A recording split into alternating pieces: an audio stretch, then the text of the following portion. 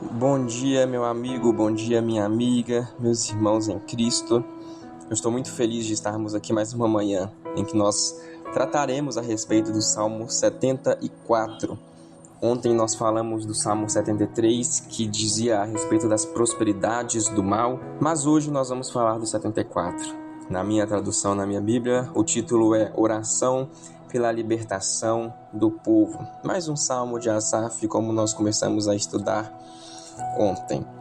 Senhor Jesus, obrigado, Pai, por esta manhã, obrigado pela vida de cada pessoa que tem se dedicado em escutar, em aprender, em ler, em anotar, em saber mais da Tua Palavra. Que o Senhor continue nos abençoando, nos instruindo e nos dando capacidade de entender tudo aquilo que a Tua Palavra tem a nos dizer.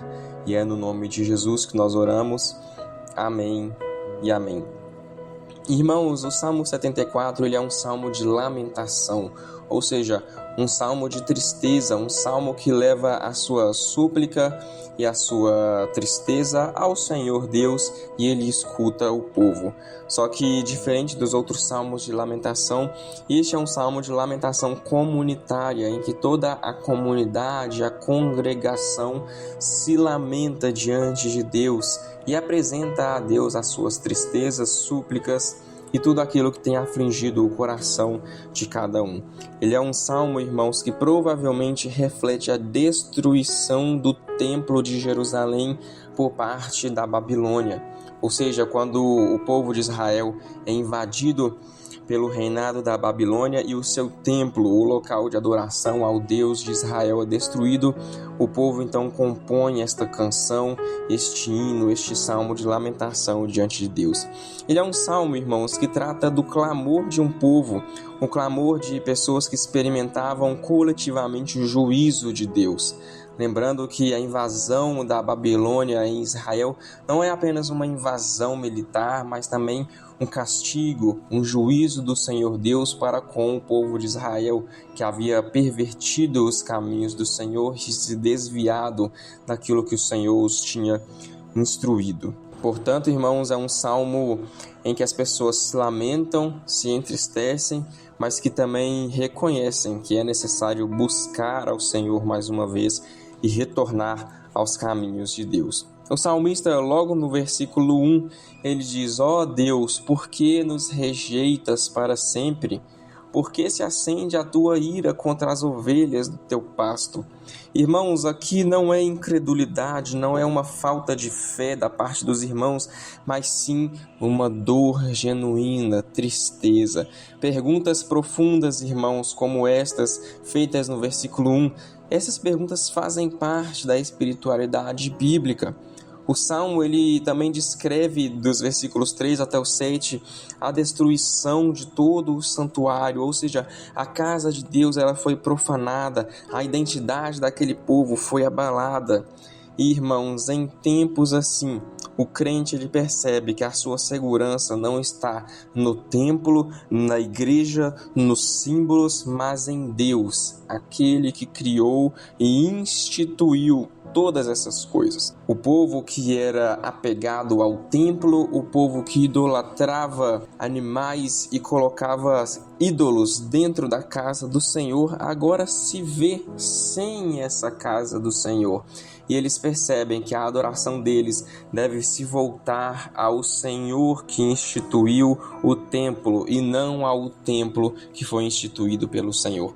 Assim tem que ser com nós, irmãos. Assim deve ser na vida do cristão diariamente. Nós devemos adorar ao nosso Deus Criador. Nós devemos adorar ao nosso Pai. Nós devemos adorar, irmãos, ao Filho, aquele que morreu na cruz pelos nossos pecados. Nós devemos adorar, irmãos, ao Santo Espírito, aquele que habita nos nossos corações.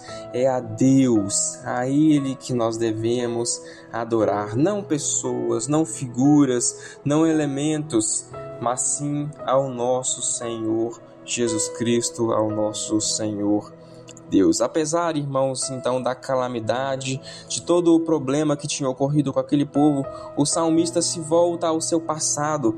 Ele diz no verso 13: Tu, com o teu poder, dividiste o mar, esmagaste sobre as águas a cabeça dos monstros marinhos. Ou seja, irmãos, uma vez que o povo está sem o templo para adorar ao seu Deus, agora eles começam a refletir sobre tudo que o Senhor já havia feito por eles e para eles. A memória, irmãos, é uma arma contra o desespero espiritual. Sempre que nós estamos passando por lutas e dificuldades, nós devemos ter fresco na nossa memória aquilo que o Senhor fez por nós, aquilo que nós vivemos através da graça do Senhor em nossas vidas. Essa é uma arma poderosa que não nos deixa, irmãos, perder a nossa fé, que não nos deixa nos afastar dos caminhos do Senhor.